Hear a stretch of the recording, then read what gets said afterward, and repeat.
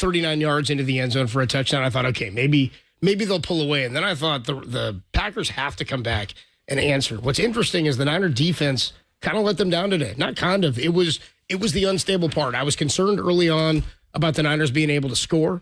Then it got to the point where I thought, okay, they've broken that threshold. Now it's about, can they get the stop? Look who's decided to join us. John Lund is here. There he following is. a 49 victory. John, we don't have time to get your thoughts. We have to take a break. Right, we got to take a break. We're taking calls. 808-KNBR is the number to call. 415-808-5627. We got the stream up. We are streaming twitch.tv/thesportsleader, YouTube, knbr.com, the KNBR app, also streaming on Twitter. Niners win 24-21 over the Green Bay Packers, 5 straight over the Pack in the playoffs. Niners 5-0 at Levi's Stadium, and a hell of a victory. I'm calling it, seriously, for me, the most agonizing win I've ever watched as a 49er fan, especially when it means a trip to the NFC Championship. 808-KNBR is the number to call. More to come from Levi's Stadium, only here on the Sports Leader.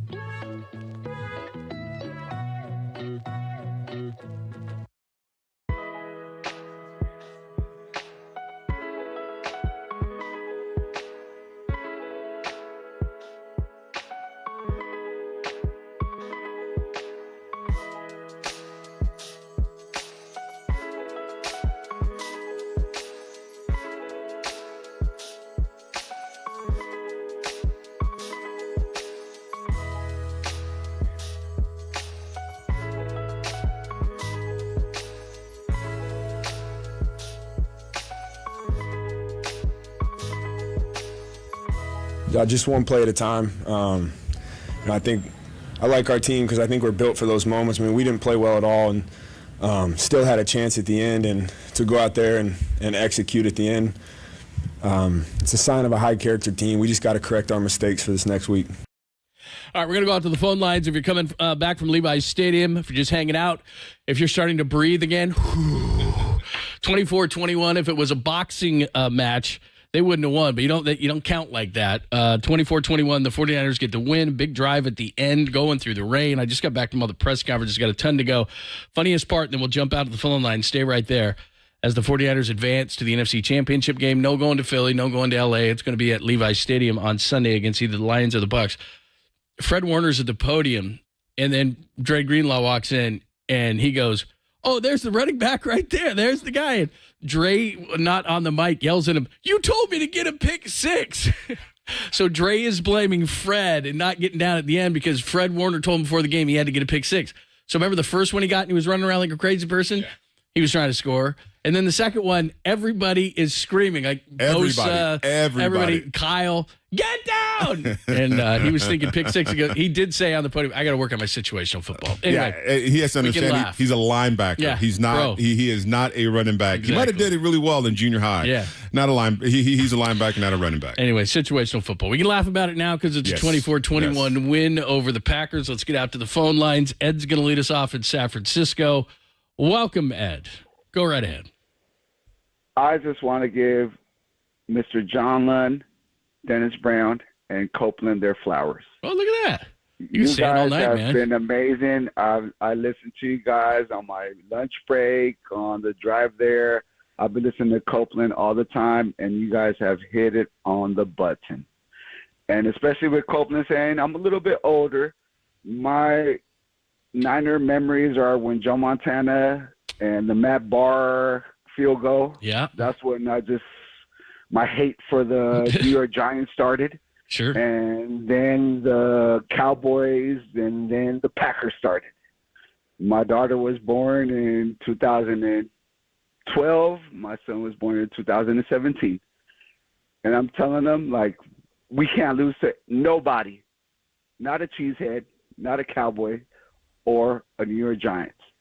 And to see this comeback, my God, I just want to put everything to rest.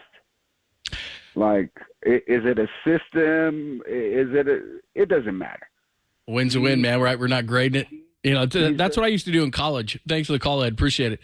That's what I used to do in college, pass fail. Football games are pass fail, man. my parents would go, "Why didn't you ever get any grades?" I go, "I just like doing pass fail." Yeah, then they don't have grades. Look, this is a pass-fail thing, and it doesn't carry on next week. Everybody can get worried. They need to do different things, but here's the bottom line. It's a pass-fail thing, and they passed. And, you know, and in the playoffs, that's what it's about, right? It's a win or an L, and that's what it was today. I mean, it wasn't pretty. You made the plays. You did what you had to do to win a football game, and now you get an opportunity to compete another Sunday. And then, that's it, right? And then you know, that's it. It's another pass-fail. I mean, like you said, I mean, if you win ugly, you win last second, then you get a chance to go play in a Super Bowl game. So, yeah, at this point, it is pass-fail. Yeah. I mean, just do what you have to do. You have the talent on the field. And everything that we talked about before in the pregame, you know, beating yourselves, penalties, the weather. They did it. All that came into play. They did all that. They did it all. But you know, survived. Brock Purdy not being on, the defense can't stop the run, all that stuff came true. But at the end of the day, you end up winning the football game. You made more plays, and you got some help. Look, Andrews Carlson misses that field goal there. You take that down. They miss a 4th and 1, or you stop them. Dre Greenlaw stops them on a 4th and 1. You come down, you take that, score a touchdown off that. They made enough plays. 24-21, they get the victory. John Lund, Super Bowl champion, Dennis Brown and Adam Copeland here at Levi's Stadium in the KNBR studio. And want to get your thoughts on the win. Next week, it's either Detroit or Tampa Bay here at Levi's Stadium. Jay is in Tracy. Hi, Jay. Welcome. Jay, what's happening? Yeah, not much, man. Dennis, thank you very much for all that you did in those championship years. You're very welcome. You're holding it down. Man, this game was something else, man, from watching the game, the battles that I've seen between you guys in Green Bay to this one, you know, skating back in 19 to, man, I walked away from my TV a couple of times and I was like, but, man, the one thing I want to see is like, man, what do you guys think about deploying Mitchell and McCaffrey and having McCaffrey doing those orbits if Debo can't go, man? That's the only thoughts I want to know. What you guys think in regards to that? I mean, and it's true. It's true that this offense is a lot different without Debo out there. I mean, what he adds to, and you saw, he went down early in the football game, and it was a big effect. And he's a player that kind of helps or makes this offense kind of tick. So, I don't know, was it a shoulder injury? Is that what it was? It was a head injury, a concussion, and then he cleared that, and then he came back and he hurt his shoulder. And here's the other thing too that I know for a fact. What also hurts, and you know this better than I do. He was a big part of the game plan. We said this in the pregame show, is that when the playoffs hit, he's always a big part of the game plan, but when the playoffs hit, they're going to give the football more to Debo. Not only are they going to do that, but smoke screens, quick stuff, running the ball. They're going to get the ball in his hands more because there's nothing to lose. So you kind of save Debo. Remember a couple of years ago, they were forced to use him, and they kind of overused him, and then he had his contract, and there was all this talk that he didn't want to be a running back. He doesn't have a problem with it. It's just you can't give it to him all the time during the season, but then the game plan changes in the postseason. And they had Debo Samuel as a major part, and all of a sudden he goes down. And I don't care. I mean, if you want to say Elijah Mitchell, if you want to say, Ray or something there is no other Debo. Nope. There is no guy that is 5'11", 215 that runs hard and sets the kind of tone that he does. McCaffrey's just a different guy. And then what that also does is you saw the defense. It was tough for Ayuk. Well, Debo goes down. They go, oh, okay. Jennings made some nice plays. But the greatness of the offense is you have Debo and McCaffrey and Jennings and Ayuk, and it just keeps going on, and Kittle, on and on and on. When you lose a key part like Debo, that allows the defense to say, okay, let's put more emphasis somewhere else. And that's what they did on Ayuk, and they already had emphasis on the running game. Debo is usually the one guy, especially in the playoffs, when you give him the ball a ton, he sets a physical tone. And early in the game, that's what he tried to do, actually, on the catch where he got concussed, or, well, he wasn't concussed or he wouldn't come back, but where he got his head injury, he was trying to make a play, and about 4 guys piled on him and hit him, and that's why he had to come out of the game. Yeah, and after he went down, you kind of saw, the focus kind of fall on George Kittle. There's a lot of he dropped one. There was a lot of, passes that were off. But I think the game plan was to attack the middle of that defense. No doubt. And then without Debo, you didn't have that. So you kind of had to adjust your game plan. And you look at other players. And you've got a lot of talent on this football team. I think Brock Purdy was just off. For whatever reason it was. If the ball was wet or what, it was he a lot said of the ball was wet a little bit, but Brock, he's not going to make excuses, but I do think it played a major part. But, here's the other thing, too. Not only did he miss throws, really targeting receivers and just, high on throws or whatever, he missed reads. There was guys open, and he said this in the postgame, where he just decided, I'm going to start hitting some checkdowns. Behind those checkdowns, there were plays. I don't know if the Darnell Savage near interception on the first possession of the game made him nervous. I don't know what the case was as far as that goes, but he just didn't seem as confident, not only on missed throws, which I'm going to put on a wet ball in the rain, but also on throws that was like, okay, that's open, and he decided to check the ball down. So it was one of those games for him. Look, they survived, but Brock, as far as I saw, everybody's going to go back and look at this whole thing. That was probably the worst Brock has played as a 49ers starting quarterback. And, maybe the Ravens game, I guess you could say that too, but a lot of those balls were missed. He just missed a lot of throws, either missed them or misread them. Yeah, and usually you'll see him, he'll see that wide open guy. And there was a couple times when McCaffrey was wide open, Juice was wide open, some of those wheel routes, and he just didn't see him. So, for whatever reason, I think he was trying to get some good safe check down passes so he can kind of get into a rhythm. But it was odd seeing Brock miss wide open receivers. No doubt. And 49ers win it regardless, 24-21. They're going to the NFC Championship game here at Levi's Stadium next Sunday, either against the Bucs. We're visiting Ford Field and the Lions tomorrow. Let's go out to the W in Oakland. Hi, W. Welcome.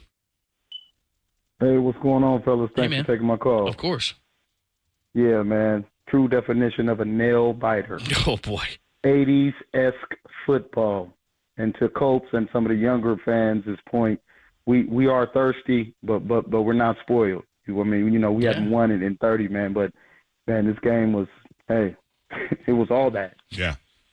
Dude, were you biting your nails? Were you nervous as hell? Everybody was nervous, right? Listen, I couldn't watch the monitor. I couldn't watch the monitor, man. It was tough to even watch. Yeah. Yeah, it was ugly, man. But there was no give up in me. It's always it always goes down to that last drive. Like and that's what some of the younger fans aren't used to. They aren't used to these comebacks. When it counts. But yeah, man. All right, W. Whew, they survived it. All right, we'll get back to the lines. A bunch of people on the phone line want to talk about this whole thing. We'll be your therapist. This is great when you win, right? You've been through games like this where you just say to yourself, you're sitting in the locker room, because a lot of guys in the postgame said this, But I don't know how we won, but we won. And there's no style points, and you don't get grades or anything like that. Nick Bosa, I think, was the most honest of everybody in the postgame, where he basically said, look, we needed a game like this. We needed an adversity game like this. We needed a comeback win like this. But now that it's over, we don't need another one. We need to play better. Yeah. And that's got to be it. I mean, NFC Championship game now, you got to play a lot better. These games take a lot out of you. I mean, it takes a lot of you as a player. Because it's so intense, the entire football game. So you don't want another one like this. You want to get whatever needs to be fix it. You got a week to do it, right? And get it right and come out and play that 49er football that we've seen, this team do. Put 30 points on the football field, or on the scoreboard. So, you got to get it right, but you get an opportunity to do it. Green Bay has an opportunity to get on an airplane and go back to Green Bay. That's about it. 49ers get a chance to practice, put on a jacket, and play again. Warm up. Yeah.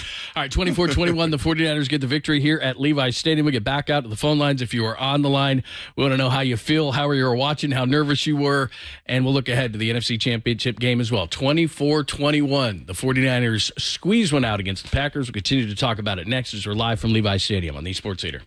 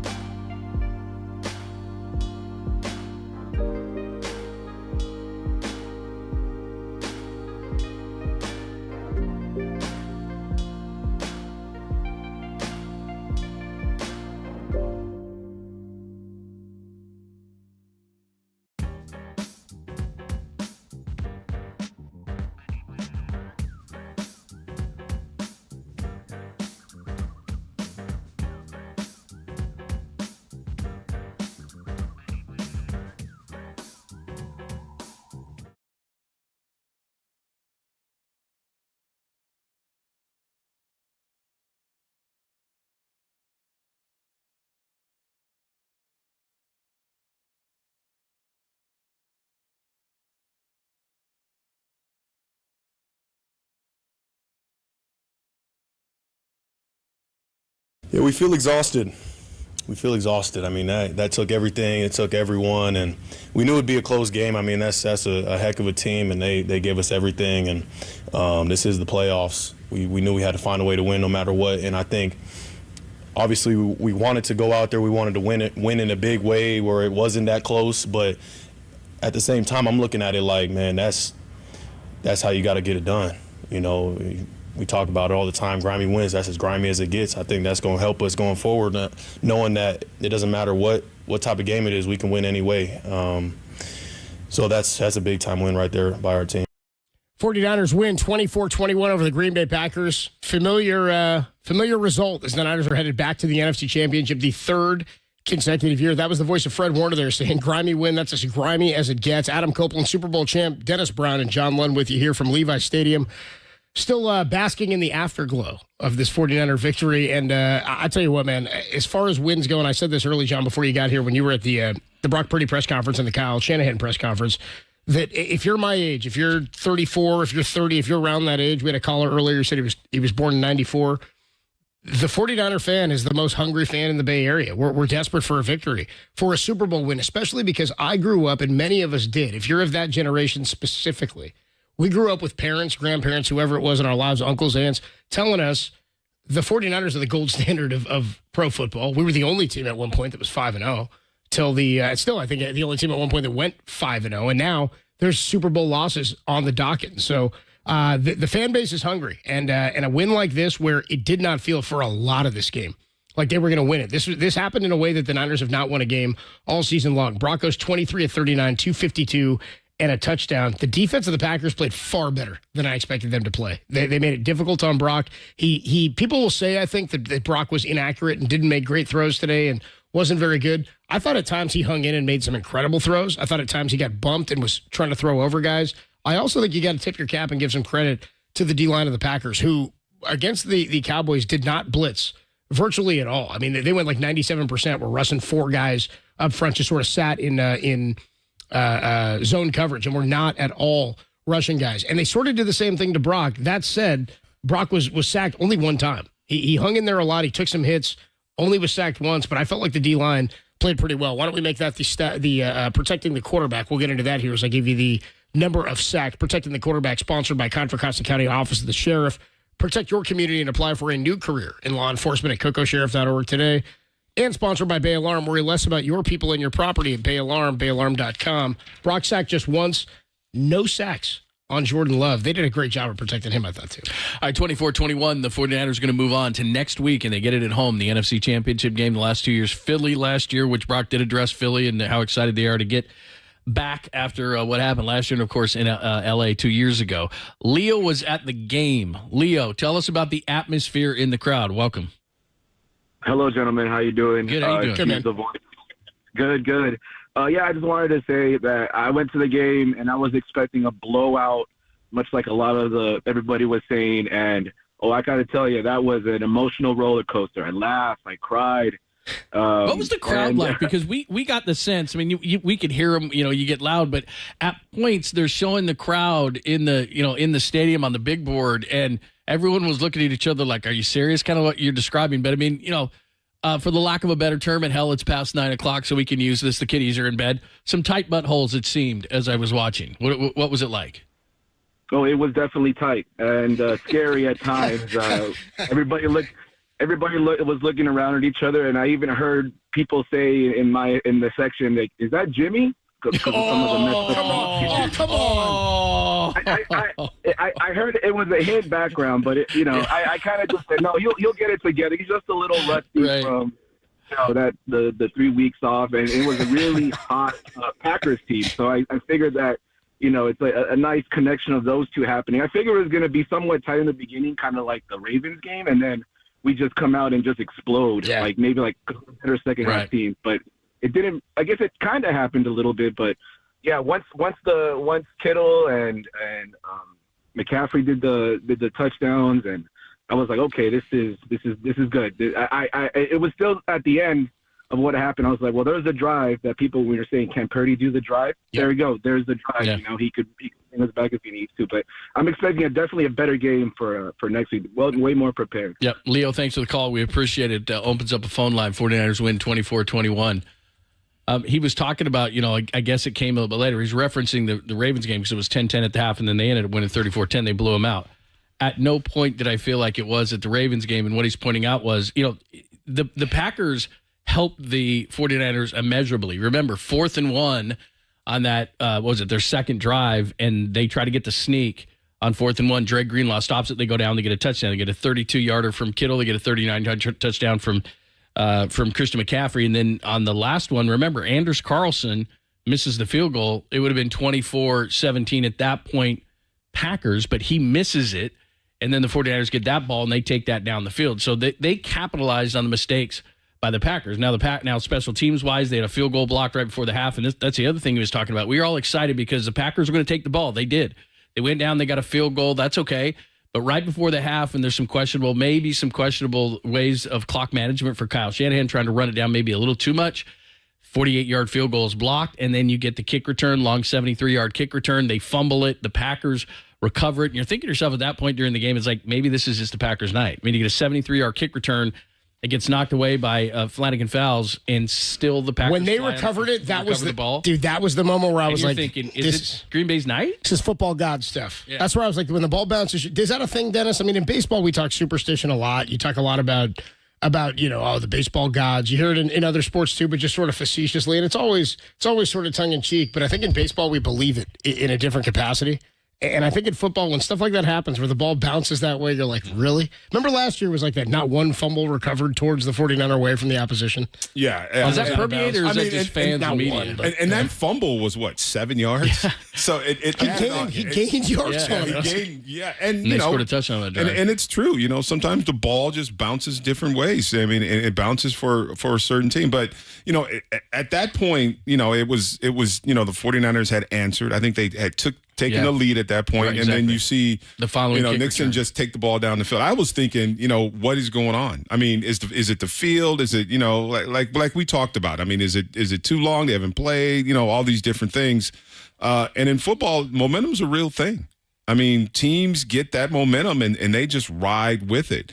But the better team is the one that can kind of overcome that and bring it back to themselves. Even with a minute left in the football game as you kick off to Green Bay, I was thinking this defense hasn't done – I mean, they've done great in red zone, but, they've let Green Bay run for over 100 yards. Love looked like he was comfortable in the pocket. And then, a little bit of pass rush kind of happened. Yeah. So and Greenlaw gets that pick. So it was a nail-biter. It was a nail-biter. But sometimes, as the ball bounces, sometimes it bounces, not your way and to the other team. But like I said, the good teams kind of overcome that, and you make the plays when it counts. Lots of swings in this game, 24-21. The 49ers get the victory over the Packers. They'll have the NFC Championship game next Sunday here at Levi Stadium. John Lund, Super Bowl champion Dennis Brown, Adam Copeland back out the line. Scott is in Alameda. Hi, Scott. Welcome.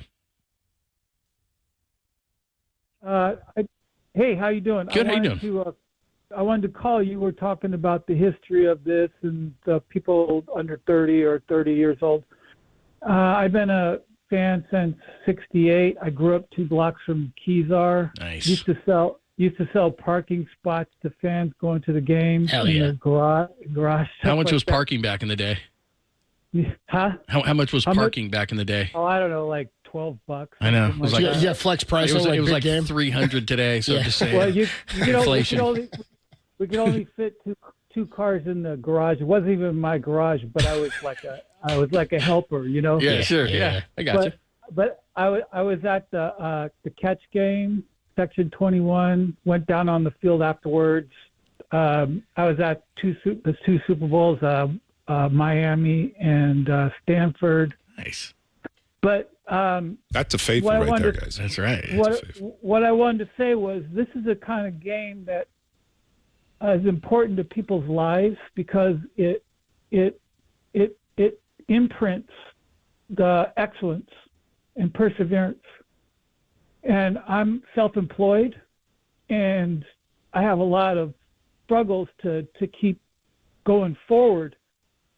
And one of the things I think about is models of excellence and perseverance, and this is one of them. Like, I used to do this a lot. I used to think about Jerry Rice and his exercise routine where he'd climb up the sandhills. And when I was working, I would think, well, this is just one of those things where you're just struggling and you have to keep going and you have to keep going and you have to keep going. And this is the kind of game that young people will remember for the rest of their life. Now, of course, there's another game to come. We have to get through this last game. But I just wanted to, kind of talk about how important a game like this is in modeling excellence and perseverance. Good call. Thank you, Scott. I appreciate it. Let me just, because you're a player, I mean, he's talking about life in general. They got pretty deep. But in terms of just the playing field, and a lot of guys did say this in the postgame, is they've blown a lot of teams out. They've either lost this year and not really in close fashion, or they've blown teams out. And so actually Nick Bosa said this, Brock Purdy said this, Fred Warner said this. They all said this, that this is probably a good thing that we had to eke out one of these wins. Is that it just along the lines of what Scott was just saying there? Is this a good thing that you have to win these close games? Is that something you have to learn to do? Yeah, I mean, it builds character. I mean, football is a battle. I mean, you saw those guys out there in the rain. You're muddy, you're wet, you're sweaty, you're tired, and you're trying to win a football game. And you're lining up against, someone who wants to win the football game too. So it's a battle. And when you're out there, you're not thinking about the deep life thoughts. Like, people are going to remember this game. You're thinking, I'm trying to win this football game, so I can go on and because I ain't going to remember unless we win. Exactly. Guys, I'm still in a fog here. I'm like, how is Brock Purdy not the number one story in the NFL? How is this not the story for people? Like, how is Brock Purdy, as the last pick of the draft, to a shoulder injury from the NFC Championship, to beating the Pack? Jordan Love is like, even in the loss, watch what will happen this week. The loss will be all about, the win for the Niners will be all about, but look what Jordan Love did. And don't get me wrong, he was impressive today. I thought the Packers played far better than I thought they were. But I think this will come down in the national media as a knock on the Niners. That look what the Baltimore Ravens were able to do. Look what the MVP in Lamar Jackson was able to do in the third quarter. The Niners today, this was a character win. To the last caller's point, and some of that I know he was waxing poetic about some of it. I feel that way. I feel emotional about this win, but I do think that it's a crock of bull, dude, that Brock is not, one, the number one story, and two, that this to me is a character victory, and that the body of work beginning to end for the season for the Niners has been a level of consistency relative to the rest of the league. Well, he would have been the number one story if he wouldn't have had that last drive. Right. I mean, they would have been talking about him.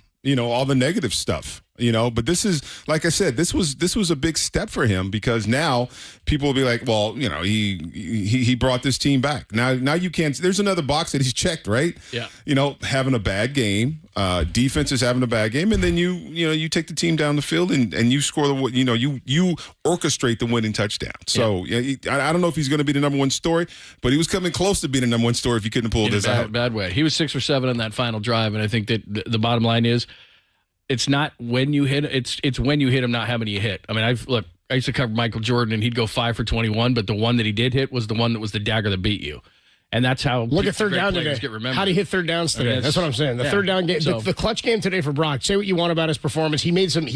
One, I really do think you got to tip your cap to the Packers. I think they played really well, better defensively than a lot of us anticipated. They played better in the rain early on. The Niners were rusty, I do think.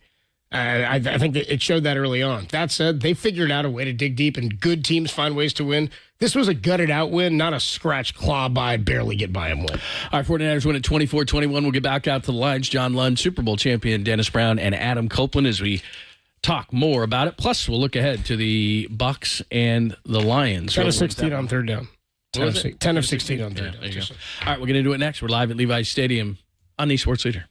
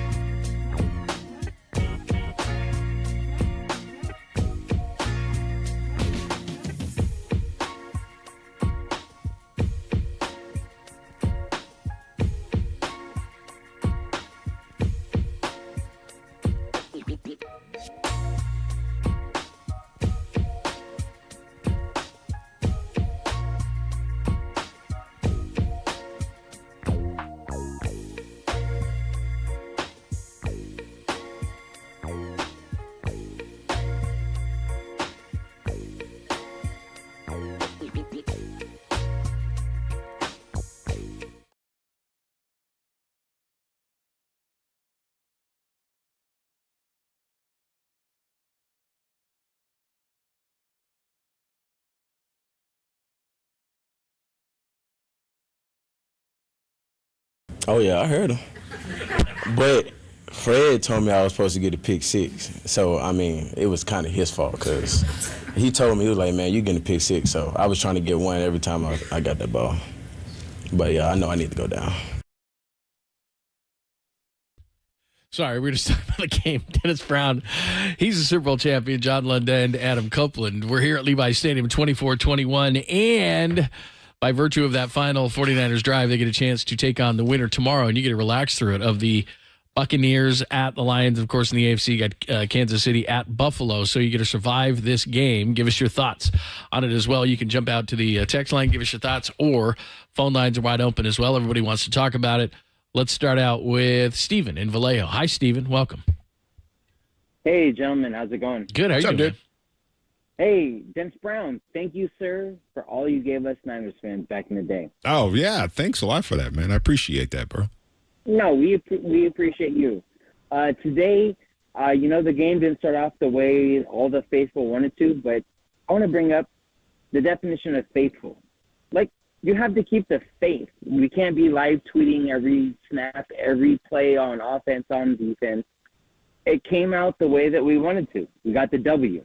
And you know what? You couldn't overlook this upstart team of the Packers, but given the history of what we did against the Packers, we beat them every time in the postseason. And all shout out to Love and LaFleur, everybody over there. But the Niners, we just had to come out. Not we, but they just had to come out and win this game. And they did. They did. And it was ugly. Brock Purdy couldn't come from behind, blah, blah, blah, but he did. And he led this team to victory. The defense showed up when they needed to show up. And bang, bang, Niner gang. We're going – it's quest for 6. That's it. It's quest for 6. We're going to show up. Dennis loves that. We had to play next weekend. Steven, thanks for the call. We appreciate it. Bang. I mean, if you're not a fan and you were to watch this, if you weren't a 49er fan, you watch this, a game like this, you kind of become a fan. I think that's where it kind of starts. When you have games like this and you can watch it, you just new to the Bay Area, you want to watch a football team play. I think this is a game that you say, okay, I'm going to start following this team. Just because it was such an exciting football game. I mean, it started off bad, but, a lot of good players on this football field, some adversities. And you come out and you win. I think that's how you kind of build more. I can't believe that fool missed that kick, dude. I can't believe Anders Carlson missed that kick. I'm beside myself. I'm still beside myself. I keep thinking forgetting elements of this game that I'm like, dude, how about Brock almost do that pick early in the game? Yeah, there's a lot of luck. There's a lot of luck in football too. There's a lot of luck in football. That's what I mean. There's a lot of luck in football. This game in so many different weeks this season for the Niners could have gone a different way. If it happens in the midst of that 3-game losing streak and they don't have the bye, this goes a different direction. That's what was so agonizing about it was it's not that they were turning it over. Christmas Day, I could almost live with that. You turn it over, you throw 3 picks, you're like, I'm not going to win this game. Come on, man. Then they have a shot out of halftime, and they still turn it over 2 more times after that. The fact they even had a shot at halftime was a gift from it was manna from heaven, right? That you were even given that opportunity. For a game like this is the type of game that good teams win. Sometimes it doesn't happen in the postseason. A lot of times you don't blow teams out in the playoffs either. It's an ugly victory, and I'm seeing people here already. Mo's checking in on the YouTube chat. We are streaming on YouTube, Twitch, Twitter, and KNBR.com as well as the app. Mo's saying, yeah, they play the Ravens. They're going to expose them. We already saw the Ravens. They did expose them. Brock played poorly. Every game is different. I'll take my chances the second time around. Here's the thing. Every game is different. So this game has nothing to do with what next week is going to be, and Dennis, I would defer to you on this. I mean, I said before the game, I don't believe in rust, and I think rest is great. I don't know if it was weather. I mean, nobody can really say it. I mean, in the postgame, Kyle said maybe, but I don't know. I mean, they looked out of sorts on both ends. I mean, the thing that says it to me is Green Bay took the ball, wanted the ball, and Fred Warner was pumping his fist like, are you kidding me? You guys are going to take the ball? We're going to stop you. Then we're going to score before the half. Then we're going to score again, and this game's going to be over. Well, Green Bay went down and got a field goal right before the half, where Kyle loves to double up on teams. They have a 48-yard field goal blocked. Then they come out in the third quarter. Okay, they're going to get it this time, and they go 3 and out. So none of that strategy worked. We talked about the strategy. The ball was wet. The weirdest thing was they scored on that final drive, and I'm looking up, and I'm looking at Levi Stadium. The lights will tell you how much it's raining. Right, you can there was no rain. There was no rain on that final drive. All of a sudden, Green Bay gets the ball back. It was like Noah's Ark. It starts raining, and opened, yeah. And only the players, because it sounds like an excuse after a game. We've been off too long. The rain's been going on. I know that was a part of why Brock Purdy struggled, but all these guys are just going to say, look, but for everybody who's going to either say on social media or any other way, this game doesn't matter to next week. They could go out and they could have a great offensive game. I actually, if I was a 49ers fan, would feel encouraged because I don't think defensively we're going to play this poorly again. I don't think offensively they're going to play this poorly again. For the majority of this game outside of that final drive, and I never feel this way about the 49ers, I didn't think they were going to score. I mean, I'm looking at Brock Purdy going, he can't put it anywhere. He's missing throws and he's missing reads. I don't know. Right now, I don't trust Brock Purdy. They're not being able to run the football. The offensive line's not very good. It's the first time all year I looked at him because I always expect them to score before the half, anytime when they score. That's just what they do. I mean, there's throws that were comically high and bad, and maybe it was, I don't know what. A lot of it had to do with the weather. Maybe it had to do with the layoff. They didn't have good timing, whatever rhythm. But all of a sudden, man, that final drive, he goes 6 or 7, boom, they win. And so then other people on social media go, well, they can't get away with that again. Well, no kidding, they probably can't. They haven't had to all year. But they probably won't play like that again. So, look, every team is different. Every game is different. As you said, Dennis, you've played games like this. You survive, man, and you don't look back. It's pass, fail. They passed. You move on. That's how it works. That's it. And well, you said You said the trust of Brock Purdy is a situation for people, or that it was coming in. I do. We will. By the way, I think this is a topic this week. I do think the Jake Moody conversation continues this week. I think 2 topics this week: Jake Moody. I think Amber Thomas, as the YouTube chat says. Amber Thomas had a rough game. Well, it was bad Amber. That's a rough we get good Ambry sometimes, we get bad Ambry sometimes, and you could tell that Green Bay. I mean, they picked on him. Well, the way you could tell is not only how many times the ball is completed, but go back and look at how many times the first read. So, in other words, where Jordan Love's head goes, eyes go. The first read most of the time is looking at 20 side of the field. And if he likes it, then he throws it. If he doesn't, but too many plays were made. I mean, the pass interference calls early in the game. My God, man, it was 3rd and 15, and Jordan Love just went to hell with it. I'll just throw it down the field and see what happens. He hugs the guy, like, dude, like it's 3rd and 15. Yeah. You got it. Don't panic. But those are the plays that we're talking about. In whether it's the kick return, whether it's there's a handful of plays that happen. The kick return happens, they still get the fumble. The Packers kicker misses the field goal. Like, Dre gets the interception. There's all these different things that happen within a game, and the 49ers just happen to, either by luck or by skill, they just made one more play. I mean, this is what happened. And it's a W. Yeah, and then you move. It's a W. That's it. Survive in advance. That's it. All right, Roland's in Stockton. Hi, Roland. Welcome. Hey, gentlemen. How you guys doing? Thank you very much for taking my call here. I appreciate you guys. Yeah. Man, the game's been over for a while, man. I'm just now starting to come down off Join the club, bro. Dude, not me. I'm still here, bro. Yeah. I'm still here, Roland. Yeah. People sitting outside our window drinking, going, oh, they're nervous. I tried yoga, drinking, meditation. Nothing's working, man.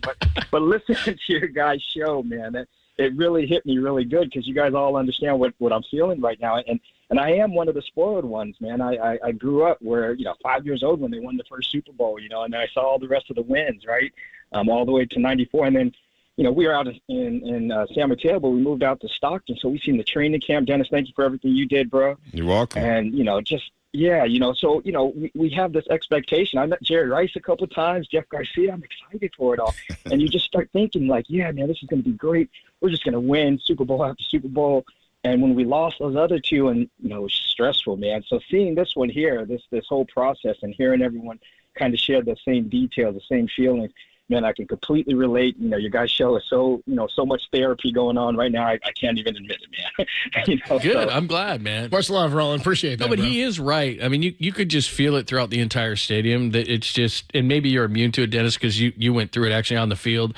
But I would imagine that when you can't do anything about it, it's just very stressful. It's agonizing, dude. But yeah. I mean, honestly, I think we had a caller earlier say, you can't lose the faith. I'll be the first to say, man, I'm watching that game, and the way the ball was bouncing for the Packers, and especially on that kick return, and I'm like, I looked, whoever I was sitting next to, JD, I was sitting next to John Dickinson a lot of the time, and I just said, dude, I don't think it's happening tonight. Yeah. It just doesn't look good. I think the first time Green Bay punted was what? The end of the third quarter? 11:32 left in the fourth. Yeah, and, even though, red zone was good for the 49ers defense, they couldn't stop anything. How was it for the Niner offense in the first half, though?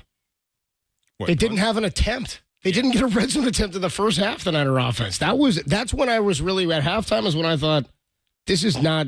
They haven't turned it on in the way I expected them at any point to.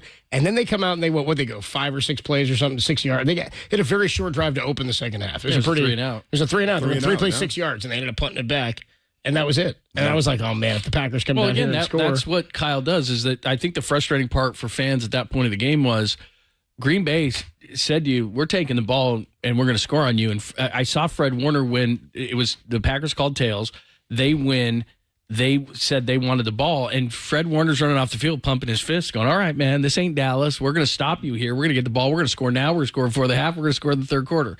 Well, Green Bay scored to open the game. It was only a field goal, but they scored a field goal, blocked a field goal by Jake Moody right before the half, so they didn't score before the half, and they went 3-and-out to start the third quarter. And I started thinking to myself, that's what they do. They lap you to start, and the other team doesn't score, and just the whole rhythm was off. But again, I'll say this in the postgame, the guys were, and this is, I think, where the fans go too. We all love these close games and these classics, and we talk about them for years and years and years, especially if they win the Super Bowl this year. We look back to this game. It's not fun when you're going through it, though, as a fan, because you'd rather win by 30, and that's no fun later. But then when you win these kind of close games, you're going to talk about it forever. But when you're going through it, it's not a hell of a lot of fun. No, it's not. The stress of it. I mean, I was on the field a little bit, and I was looking up in the stands, like, beginning of, what actually was after the blocked field goal. Yep. And then the offense comes out and they go 3-and-out. It was pretty quiet in Levi's. I think everyone was kind of looking at each other going, oh. And halftime was silent. Was not good. Oh. Because halftime after the missed kick was pretty quiet. There's a question of what Kyle was doing as far as clock management, because he was playing for that field goal. It's drizzly, it's rainy. He had the high pass out of bounds, all that. Yeah, and you're going to go for a 48-yarder. I thought that, look, that was questionable, because you're thinking to yourself, why don't you be aggressive? Why don't you go after it? You got a really good defense. But what he was trying to do was waste the time down so Green Bay couldn't get the ball back. And the reason why he was doing that was because Green Bay was moving the ball. He didn't have confidence in his defense at that particular point. And when they finally scored the touchdown, and Chris McCaffrey said this after the game, there was 1:07 left when they took the lead. But as Kyle Shanahan said, look, in that kind of situation, you just got to score, and then you got to rely on your defense. Before the half, I think he was apprehensive to rely on his defense because they hadn't gotten any stops. Green Bay's running the ball. They're playing really well. So he thought, well, I'll get a field goal here. And remember, it was 7-6 at that point. They could have gone 10-6, and then what he does is he laps the team, so then you come back for the third quarter, and let's say they get a touchdown on that drive. Now it's 17-6. You got control of the game. None of those things happened, and I think that's to your point, Dennis, where you're looking up into the crowd, and the crowd knows these things, and so they're saying to themselves, damn, that thing that we usually do on teams, that ain't working. What else we got? Yeah. And again, I'm gonna say it. I mean, players gonna make plays, and there was no pass rush. I think it was an effective pass rush. Not to the end. Bosa got in the face of Love, and he threw that interception. A couple times he was hitting, but he had his hand swiping his face. I mean, really, the best he rush was at the end. Love was comfortable in the pocket. 100%. I mean, it was throw and catch. I mean, there's a couple. Travaris fell down. He has some patience, dude. He's scary. He's going to be. But here's the deal: Green Bay's going to be around for a while. I mean, we may see this matchup, moving forward in the future. They're not. Yeah, I think this is going to be a team that's going to be a battle, for the next couple of years with these two young quarterbacks. All right, 24-21, the 49ers get the victory. They move on to the NFC Championship game as we're live at Levi's Stadium. John Lund, Adam Copeland, and Super Bowl champion Dennis Brown, who's getting a lot of love tonight, by the way. A lot of people loving some Dennis Brown. Too much love. We'll get back out to the phone calls, and we'll preview some of the games tomorrow as well. Who would be a better matchup for the 49ers? We'll get into that. The Bucs are visiting the Lions at Ford Field tomorrow, so who would be the better matchup? We'll get into that conversation and back out to the lines as well, only here on the Sports Leader.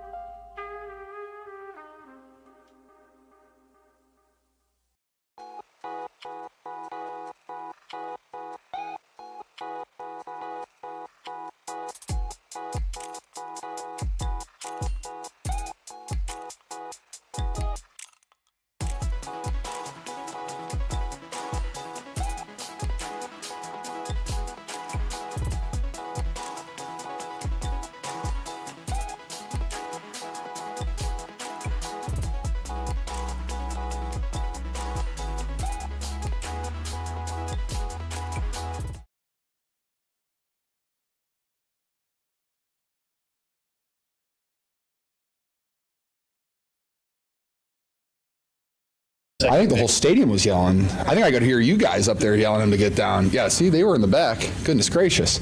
You know what? I was like, dude, Dre, what are you playing backyard football? Oh my goodness, like the game, just go down.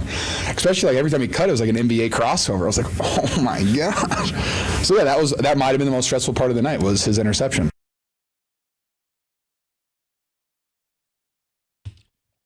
That's the voice of George Kittle there. Sorry, I was trying to down a gummy bear. I think I swallowed it whole. Adam Copeland, Super Bowl champion. Just a regular gummy bear? Or? I don't know, man. Things right here. Hair bros. I'm kidding. Adam Copeland, Super Bowl champion. Dennis Brown. If you were going through my backpack, those are different. Be careful. Well, don't eat too many of those at once. I may not be here much longer then. Let's get to, that was, by the way, George Kittle, undoubtedly. Let's get to a post-game interview here. Sponsored by the Handler Union Square Hotel. By the way, if you're hanging on the phone lines, we will get to you. We're hanging out with you till 11 o'clock tonight from Levi Stadium following the Niners' 24-21 win and their stamp to a third straight NFC Championship game. The post-game interview sponsored by the Handler Union Square Hotel, San Francisco's oldest family-owned hotel, and sponsored by Bud Light. Bud Light, easy to drink. It's easy to enjoy as well. Let's get to our post-game interview.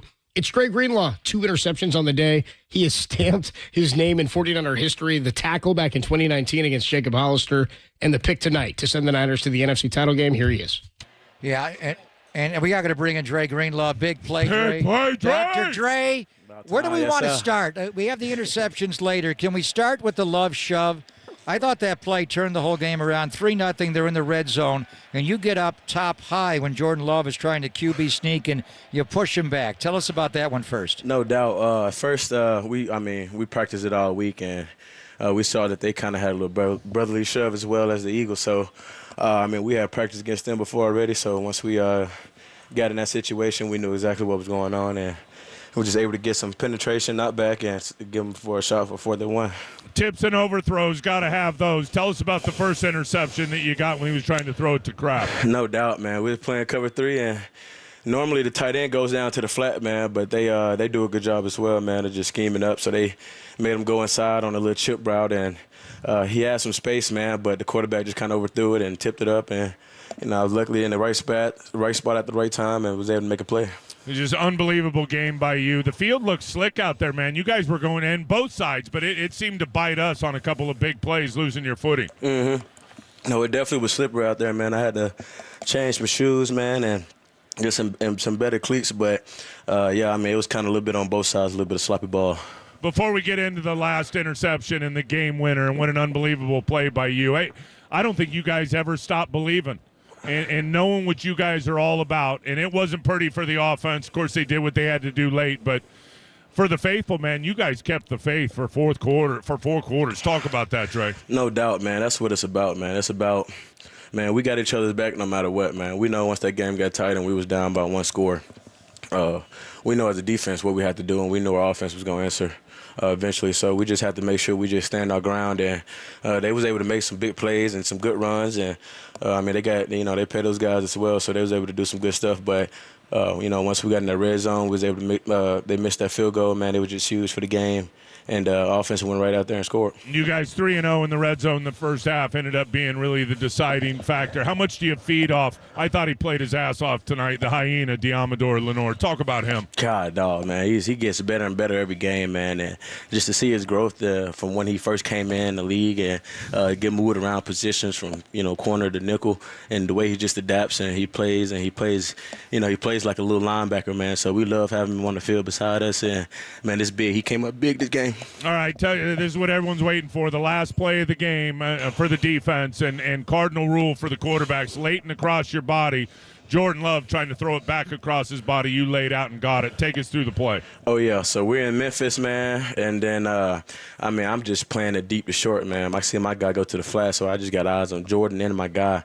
He's going to the flat. Jordan's flushing out to the right. So I just kind of just play it deep to short, man. I know they want something deep, but as long as we play deep, deep to short, they got to throw it in front. And he tried to throw it deep, man, and tried to get a little cross route behind. And I just had great eyes and just able to read them and go make the play. Great catch. I was thinking of Johnny Holland in the juggling drill at training camp. No doubt. You made a hell of a catch, but the moment you caught the ball, I'm just saying, go down. Go down. Were your teammates yelling at you to go down? I'm sure they was, man, but I'm trying to get that pick six, You man. wanted to score. I'm trying to score that thing every time I get the ball, man. So I got to learn situational football, man. So that's the next step. How about Brock on the last drive? And it was a rough game for the offense, obviously. Give the Packers credit defensively. A little left-handed for Brock in terms of up and down, but when he had to, big dog, he made it happen. Oh, yeah, man. That's what football is all about, man. It ain't going to always be pretty, man. They pay those guys just like they pay us, so they're going to make some plays, man. And as long as we just stay the course, man, and like I said, we got to trust in our offense, man. We know that if we do our part, they're eventually going to answer. So we just got to be good enough to where they can, feel confident, get back rolling, and that's exactly what happened. Big play, Dre. Congratulations, brother. Thank you. A week from tomorrow, you're going to play in your third straight NFC Championship game and your fourth one the last 5 years. Amazing, huh?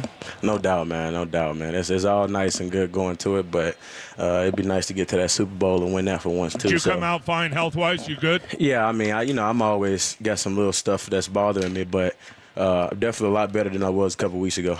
All right, man. You got an extra day to get ready. Congratulations, Dre Greenlaw. No doubt. I appreciate it. Thank y'all.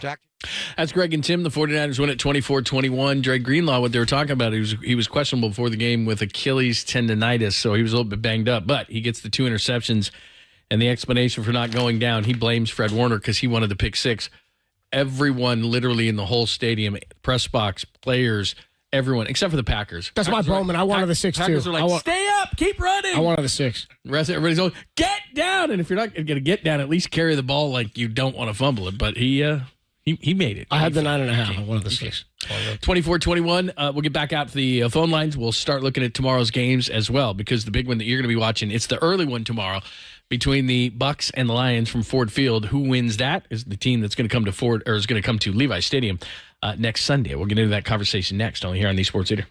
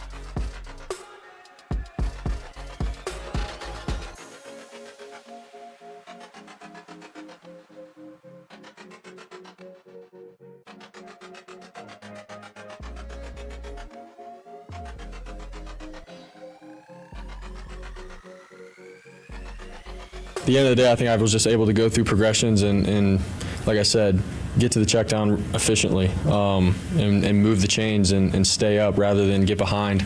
Obviously, we got to a third down. BA was clutch on it and made a great play, and you need that throughout a drive. But I think early on in the game, there was just moments where, the check down was there and I was missing the check downs. And so, when their defense did a good job with playing soft, keeping everything in front of them, sort of taking away our shots and stuff. And as a quarterback, man, you got to be efficient and hit the check downs. And so at the end, I was able to do that. O-line did a great job. Boys did a great job in getting open, and we found a way. Adam Copeland, Super Bowl champion, Dennis Brown, John Lynn with you here live from Levi's Stadium, hanging with you till about 11 o'clock tonight. Niners 24-21 back to the NFC Championship, third consecutive year.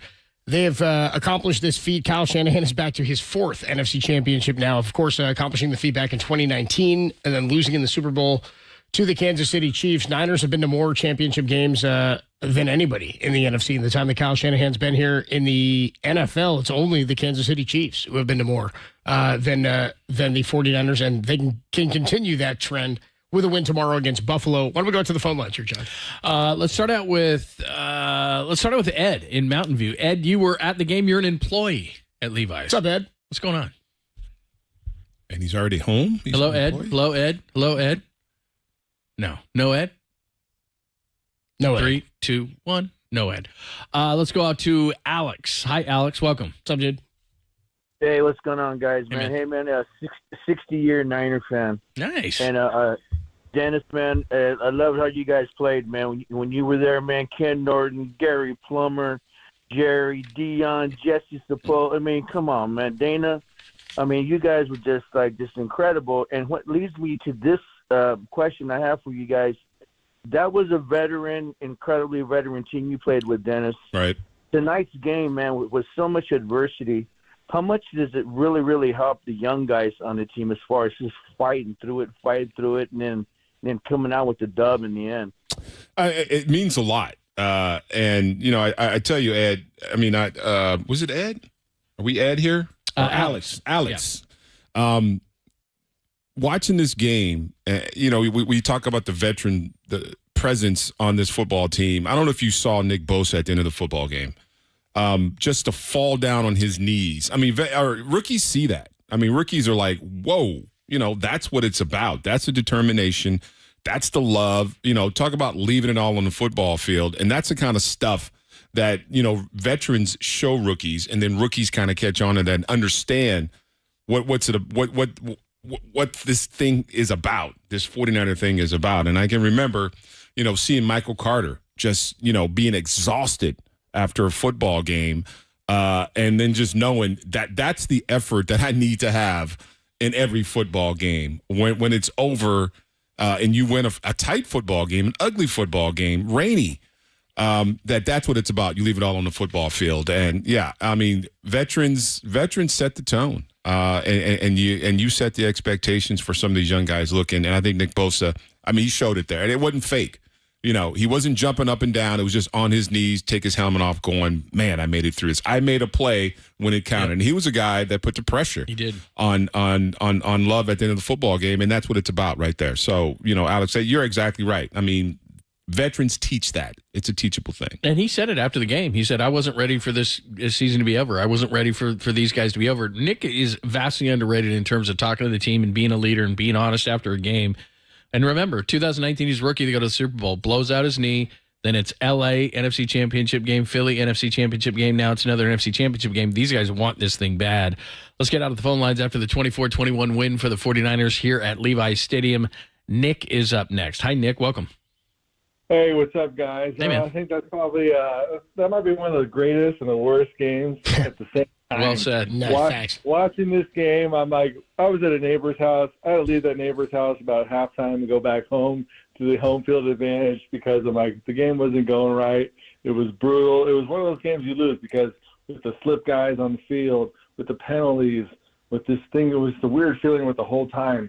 I had to go change the feeling a little bit too. But at the end of the day, this is the tough one. I'm like, you go forward, and now I think this is where they kind of stretch your legs out and keep going forward. That's a good call, by the way. Everybody does that, right? Not that it makes any difference whatsoever, but if you're on the left side of the couch, you go to the right.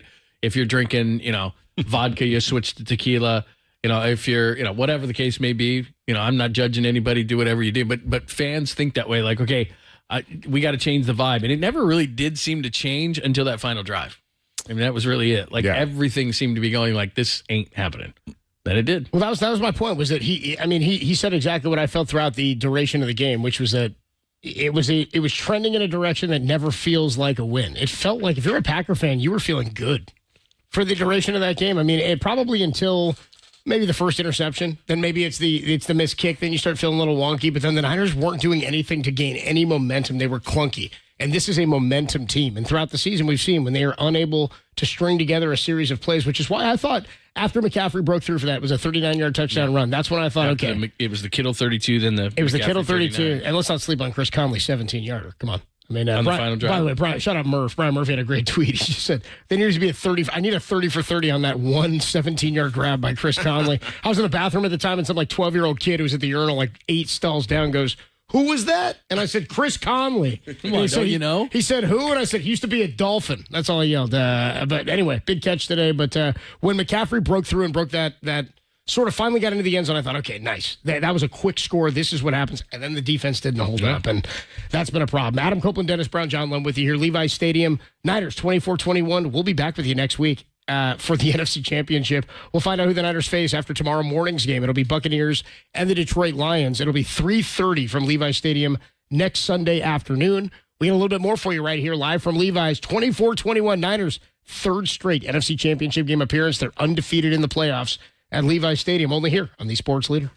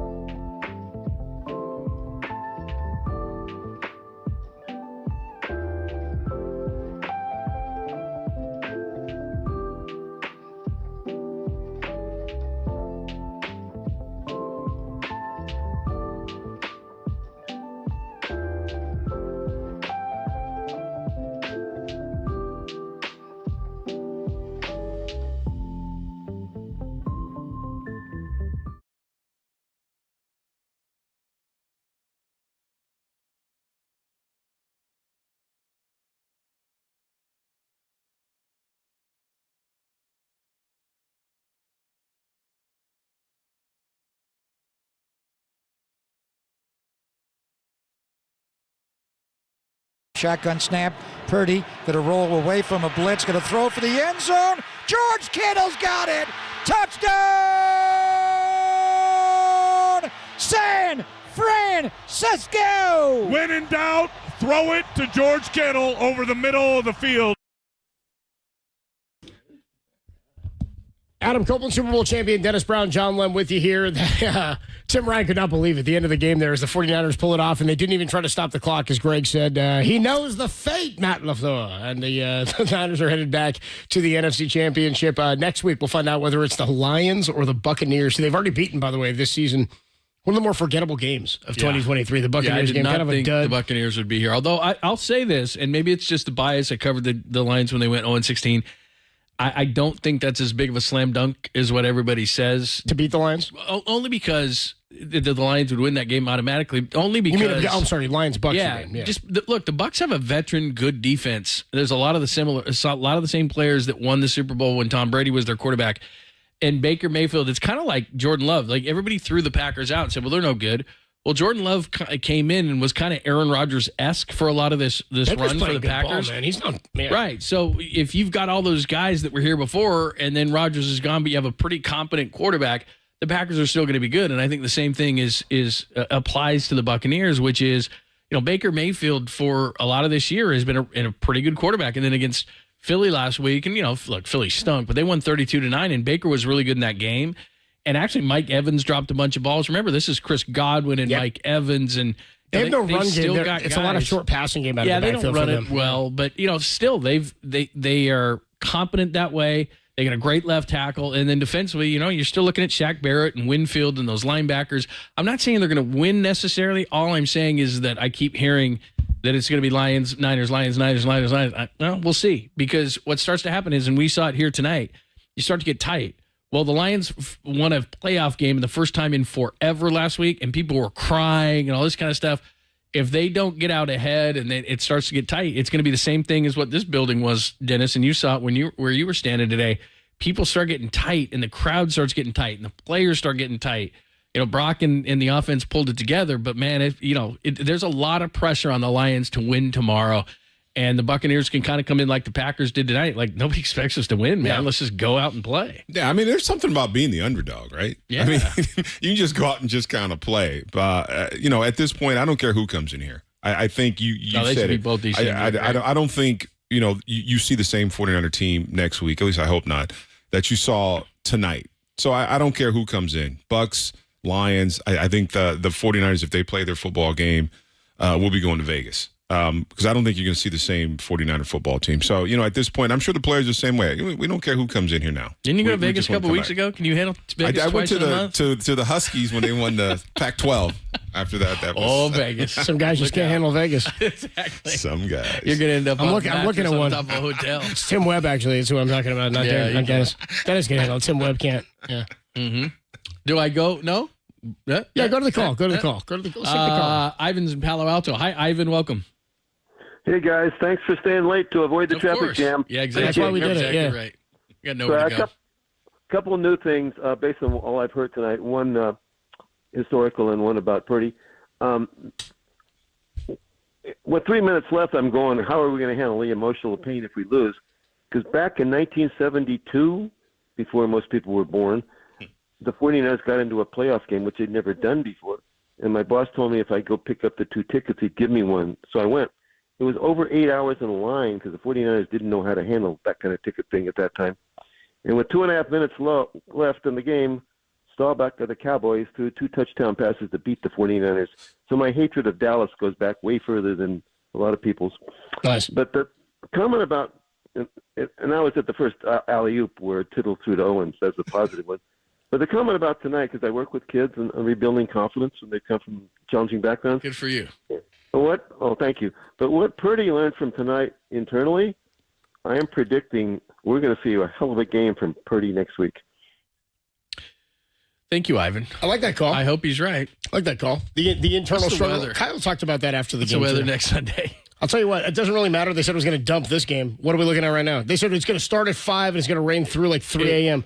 Not a drop right now. Not right now. But there was some times where it was like, whoa. There was a lot of rain. Well, I base it on looking up at the lights at Levi's Stadium. That's where we were looking. Because I'm directly in the press box. You're directly under.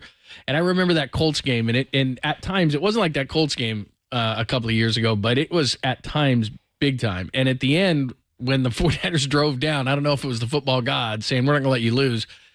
It got better. And then all of a sudden, the Green Bay got the ball with 1:07 left, and they started dumping again. So somebody was on the 49ers side at the end. So anyway, I will look at the phone line, and it says right there, all right, let's get the hell out of there.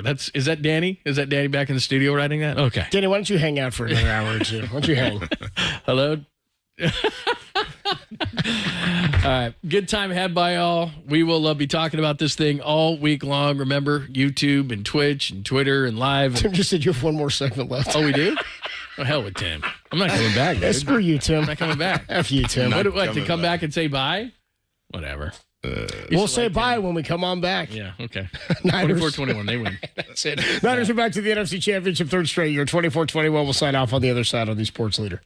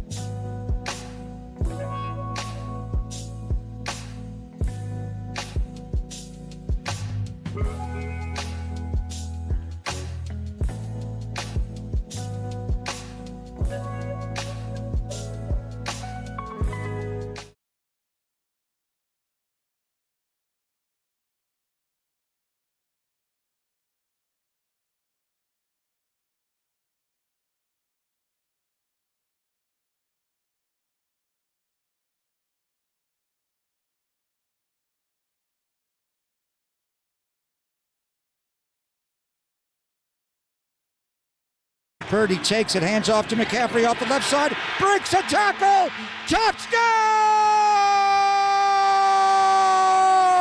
San Francisco! Christian McCaffrey Off to the right side, north and south, gets a big block from Brendel, and then just shakes off the leg tackle. Here it was. We'll make that the call of the game. Call of the game sponsored by Call 811. Whether your project is big or small, always call 811 before you dig. Wrapping things up here from Levi Stadium, Adam Copeland, Super Bowl champion Dennis Brown. He's getting a lot of love tonight. A little too much love. And John Lund with us here. I love it. Following the Niner. Everybody, all smiles today, 24-21 as the Niners top the Packers yet again. Packer fans got to be feeling like the Niners are a thorn in their side. Well, I mean, especially this game. I mean, this day, I feel like this one got away. I mean, players, fans, city, everything. I mean, because it did get away. It did. I mean, they kicked butt. I think they led in all statistics, and at the end of the game, you don't get that win. So it's going to be a long flight back to Wisconsin. Hey, you got all that snow, winter, ice. You guys have Wisconsin. plenty to do. It's going to be a great time. It'll be a great time. Yeah, really good. That's going to do it for us today. today. Dennis. Thanks for all you do. Dennis, thanks for all you did and that you continue to do. You know what? And I put it on my back. Thanks for all you do and what you did. A lot of love. You don't need thanks. He wears that ring pretty proudly. Yeah. We'll be back with the you. big alumni bracelet I tried to steal. Hey, 49er faithful. We got one home game left. No matter what happens, one game left for 2023, at Levi Stadium. It's next week. God, I never even thought it's wild, right? Well, I said to the security guard when I was walking in, I said, I hope this ain't the last time I'm seeing you. And it's funny. It's a weird thing like that. When baseball, you might know there's a series coming. Basketball, same sort of thing. You sort of feel the wind down.